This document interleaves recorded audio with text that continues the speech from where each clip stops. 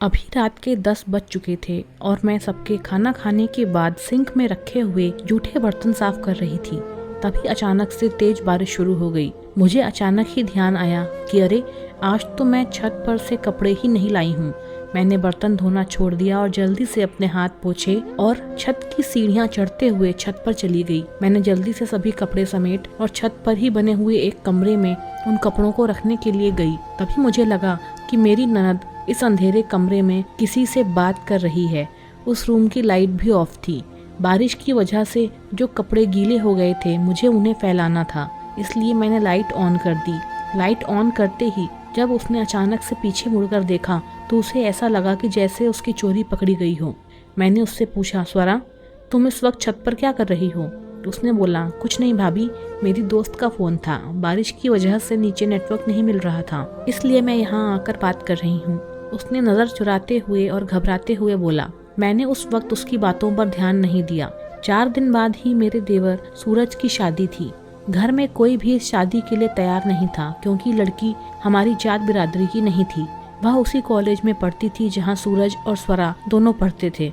सूरज को वह लड़की बहुत पसंद थी और दोनों पिछले 1 साल से एक दूसरे को जानते थे। उसकी लाख कोशिश के बाद भी सास ससुर और स्वयं मेरे पति इस रिश्ते के लिए इनकार कर रहे थे। जब सूरज को लगा कि घर में कोई भी उसकी बात नहीं मान रहा है तो उसने धमकी दिया कि अगर उसकी शादी सीमा से नहीं तय हुई तो वह घर छोड़कर चला जाएगा। मेरे सास ससुर ने सोचा जवान लड़का है, कहीं सचमुच घर छोड़कर न चला जाए, इसलिए मजबूरन उन्हें अपने बेटे की बात माननी पड़ी। हम सभी मिलकर एक दिन लड़की को देखने गए हैं। वह बहुत ही खूबसूरत है। उससे बातचीत करने के बाद मेरा भी मन गदगद हो गया। जल्द ही वह हमारे घर पर मेरी देवरानी बनकर आ गई। वह आई तो मैंने देखा उसके पास एक सूटकेस है। इसके अलावा 2 बड़े बड़े पुराने से थैले भी हैं। मुझे लगा कि शादी के बाद तो सभी लड़कियां नए सामान लेकर मायके से आती हैं, यह पुराने से 2 थैले लेकर क्यों आई है? मेरे घर का नौकर उन थैले को भी अपने हाथ में थाम रखा था। मैंने बोला, मुझे दो, मैं रख देती हूँ। तभी मेरी देवरानी उसे अपने हाथ में ले लेती है और बोलती है, दीदी आप रहने दीजिए, मैं खुद ही रख देती हूँ। उसका इस तरह से बोलना मुझे थोड़ा अजीब लगा। मैं सोच रही थी कि क्या मैं इसके थैले को लेकर भाग जाऊंगी? मैं इन पुराने सड़े हुए थैले को क्या करूंगी जो वह ऐसा व्यवहार कर रही है? खैर, फिलहाल यह बात आई गई हो गई। उसकी शादी के 2 दिन बाद ही जब मैं उसके कमरे में किसी काम से लिए गई तो उस वक्त वह कमरे में नहीं थी। तभी अचानक से मेरी नज़र उन दोनों थैलों पर गई जो कोने में रखी थी।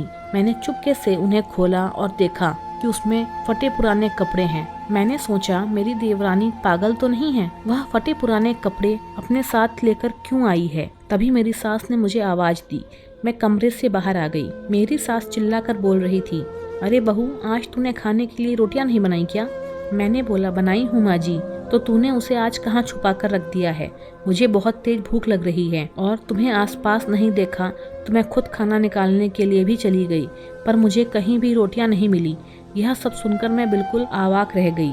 मैं खुद किचन में गई। सचमुच मैंने जिस बर्तन में रोटियां रखी थी वह पूरी की पूरी खाली थी। हम दोनों का शोर सुनकर मेरी देवरानी और मेरी ननद दोनों वहाँ पर आ गईं और बोली, हमें बहुत भूख लगी थी, हमने सभी रोटियां खा ली।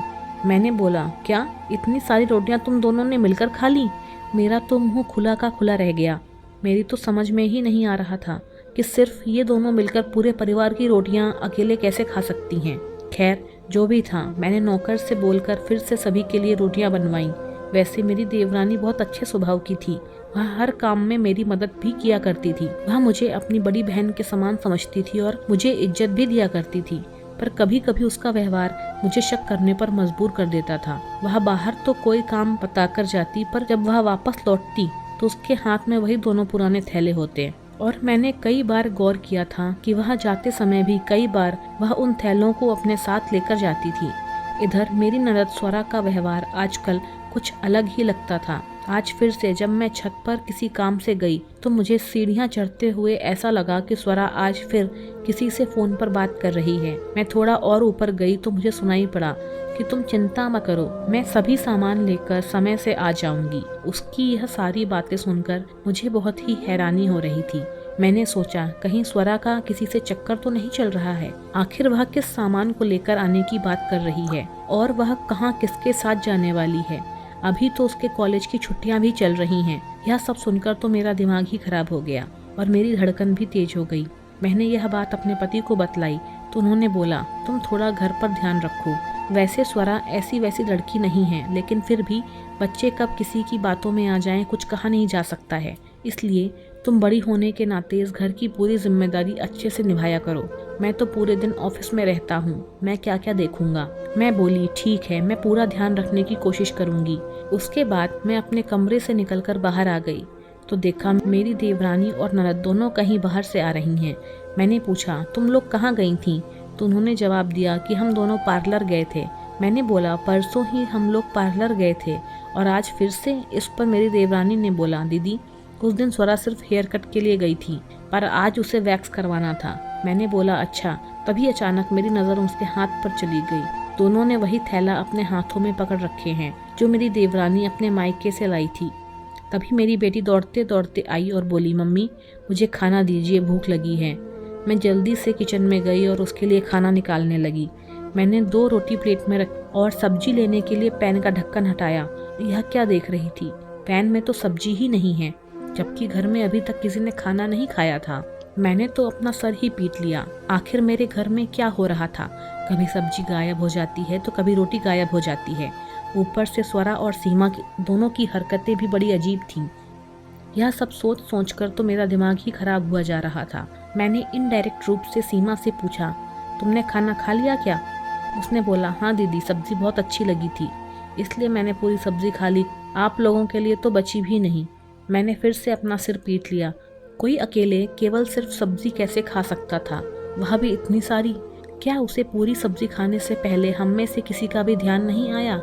मेरे तो कुछ भी समझ में नहीं आ रहा था। ये सभी चीज़ें मेरी समझ से बाहर की थीं, इसलिए मैंने सोचा अब मुझे स्वरा और सीमा दोनों पर नज़र रखनी होगी। आज मेरी देवरानी किसी काम से बाजार गई थी। जब वह वापस घर लौटी तो वह लंगड़ा लंगड़ा कर चल रही थी। मैंने उससे पूछा, तेरे पैर को क्या हुआ है? तो उसने नज़रें चुराते हुए बोला, कुछ नहीं दीदी, थोड़ा पैर में दर्द है। उसके बाद वह अपने कमरे में चली गई। पर मुझे ताज्जुब उस वक्त हुआ जब 2 घंटे के बाद मेरी ननद कॉलेज से वापस आई और वह भी सीमा की तरह ही लंगड़ा लंगड़ा कर चल रही थी। मैंने उससे भी पूछा तो उसने भी मुझे वही जवाब दिया जो सीमा ने दिया। अब तो पानी सर के ऊपर से निकल रहा था। मैंने पूछा, तुम दोनों सच सच बताओ, आखिर क्या बात है? मैं इस घर की बड़ी हूँ और मेरे पति ने यह जिम्मेदारी दी है कि मैं पूरी जिम्मेदारी अच्छे से निभाऊं। कल को उन्हें यह सब बातें पता चलेंगी तो वह यह सोचेंगे कि मैंने अपनी जिम्मेदारियों से भागती हूँ, घर पर ध्यान नहीं दे पाती हूँ। मम्मी पापा की भी अब एज हो चुकी है, उन्हें तो आधी चीज़ें दिखाई सुनाई भी नहीं देती, वह घर का कितना ध्यान रखेंगे। इसलिए तुम दोनों मुझे सच सच बताओ कि आखिर बात क्या है। ऐसा कैसे हो सकता है कि तुम दोनों के पैर में एक ही दिन एक ही समय दर्द हो? इसके अलावा कभी किचन से पूरी रोटियां गायब हो जाती हैं, कभी पूरी की पूरी सब्जी ही गायब हो जाती है। पूछने पर भी तुम लोग कोई सही सा जवाब नहीं देती। इसके अलावा कभी कभी तुम दोनों के हाथ में वह पुराना थैला होता है जो सुधा अपने मायके से लेकर आई थी। आखिर इन सब बातों का चक्कर क्या है? दोनों मेरी बातें सुनकर डर के मारे कांप रही थीं और घबरा रही थीं। उन्हें तो समझ में भी नहीं आ रहा था कि भाभी की बात का हम क्या जवाब दें। मेरी ननद ने बोला, भाभी ऐसी कोई बात नहीं है, आप हमें गलत समझ रही हैं। मैं भी आज जिद पकड़कर बैठी थी कि आज मैं सच्चाई उगलवा कर ही मानूंगी। तभी मेरी देवरानी बोली, दीदी आप मेरे साथ चलिए, सारी सच्चाई मैं बताती हूँ। उसके बाद हम दोनों गाड़ी से लगभग 1 किलोमीटर आगे गए होंगे कि सीमा के कहने पर हमारी गाड़ी एक अनाथ आश्रम के बाहर रुकी। मैंने स्वरा से बोला, तुम लोगों ने गाड़ी इस अनाथ आश्रम के बाहर क्यों रुकवाई है? तभी उन दोनों ने बोला, आप आइए तो सही, आपको सारी सच्चाई पता चल जाएगी। मैं जैसे ही अंदर प्रवेश किया तो मैंने देखा कि वहाँ की लड़कियाँ वही कपड़े पहने हुई थीं जो सीमा अपने मायके से अपने साथ लाई थी। मैं देखते ही पहचान गई। सीमा ने बोला, दीदी मैं शादी से पहले के सारे कपड़े अपने साथ लेकर आई थी ताकि मैं उसे गरीबों में बांट सकूं। मुझे मायके में टाइम नहीं मिला था, इसलिए मैं उन सब कपड़ों को अपने साथ ही लेकर आ गई थी। उसके बाद स्वरा बोली, भाभी उस दिन जब आप छत पर आई थी तो इसी अनाथ आश्रम से फ़ोन आया था। मैं हर महीने ट्यूशन पढ़ाने के बाद जो पैसे कमाती हूँ मैं इसी अनाथ आश्रम में उसका 10% दान करती हूँ। मैं दान देने के बाद रसीद लेना भूल जाती थी। मैं दान कर देने के बाद मैं दान देने के बाद रसीद देना भूल जाती थी। रसीद में यह लोग नाम पता भी लिखते हैं और इसी के लिए उन्होंने मुझे रात में फ़ोन किया था। फिर उसने आगे बोला, सीमा भाभी और मैं दोनों मिलकर इन लोगों की कुछ मदद करते हैं।